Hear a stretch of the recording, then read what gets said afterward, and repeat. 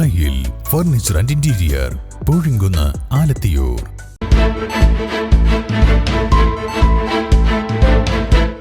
നമസ്കാരം, വെട്ട ന്യൂസ് ക്യാപ്സ്യൂളിലേക്ക് സ്വാഗതം.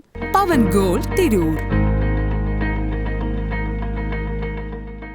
കേന്ദ്ര സർക്കാർ നടപ്പിലാക്കിയ വഖഫ് ഭേദഗതി ബില്ലിൽ പ്രതിഷേധിച്ച് പ്രതിഷേധ സംഗമവും ഏപ്രിൽ 16-ന് സംസ്ഥാന മുസ്ലിം ലീഗ് കമ്മിറ്റി സംഘടിപ്പിക്കുന്ന മഹാറാലിയുടെ വിളംബര ജാഥയും തിരൂർ മണ്ഡലം യൂത്ത് ലീഗ് കമ്മിറ്റിയുടെ നേതൃത്വത്തിൽ തിരൂരിൽ നടന്നു. നിരവധി പ്രവർത്തകർ പങ്കാളികളായി. വിളംബര ജാഥ തിരൂർ സെൻട്രൽ ജംഗ്ഷനിൽ നിന്ന് ആരംഭിച്ച് താഴെപ്പാലം ചുറ്റി തിരൂർ ബസ് സ്റ്റാൻഡിൽ സമാപിച്ചു. 100-ലധികം പ്രവർത്തകരാണ് ജാഥയിൽ പങ്കെടുത്തത്.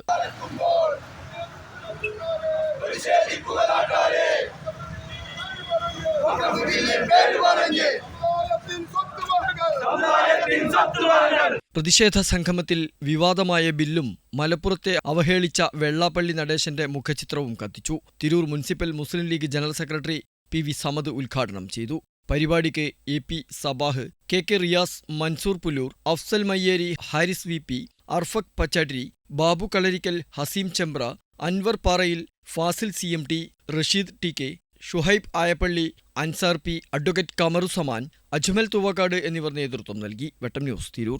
എന്റെ ഇഷ്ടങ്ങൾ എന്റെ ഫാമിലിക്ക് അറിയാം. Family wedding centre.